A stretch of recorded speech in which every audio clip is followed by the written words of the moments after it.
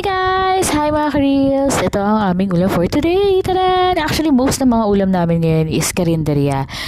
Isa lang yung niluto namin. So first, meron kaming binagoongan na oh my God, Bicol Express, sobrang anghang niya.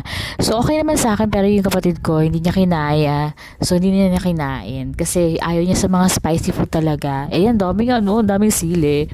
And then meron kaming tortang talong. Okay naman yung luto niya, kaya lang medyo nasunog yung egg. So meron din kaming soup. Yung soup namin, wala namang halo siya. Puro ano lang siya, patola and then miswa.